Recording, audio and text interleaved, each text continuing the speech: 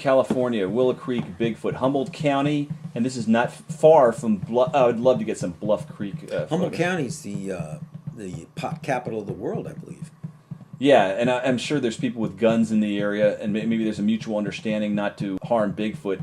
I would say that's probably legitimate. And this is almost a dance move here. Is this like breakdancing? Bigfoot breakdancing? Apparently he's foraging in the woods. I want to get back to that show $1 Million Bigfoot Bounty, because who was voted off in the second to last episode?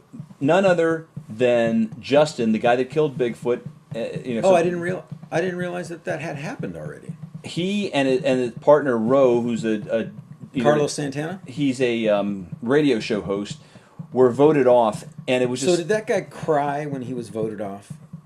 No. They just understood, and I think they did so many things where they knew they had Bigfoot. And the last one was they had infrared footage, and they were so positive about it. And the judges said, "You know what? It's not really." So what happens to somebody that takes their chance to go on a show like $10 Million Bounty, really wants to be the winner, really is trying to count everybody else out because they're the absolute experts, and he's actually killed Bigfoot before? What happens to a guy like that? Does he go crawl into a corner and start rocking like an infant? I mean, is that where you go from there? Well, I don't know what's next for him. He's far more recognizable than he was before. That just brings up a point. When someone gets pushed to the edge like that, and they really they got nowhere to go. I mean, where does the guy have to go? In Chicago, it was reported that a guy just in Chicago in the wintertime walks into a McDonald's naked and just starts walking around McDonald's.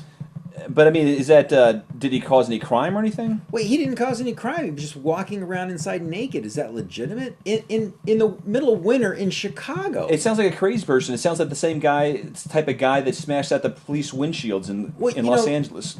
What's next for this guy?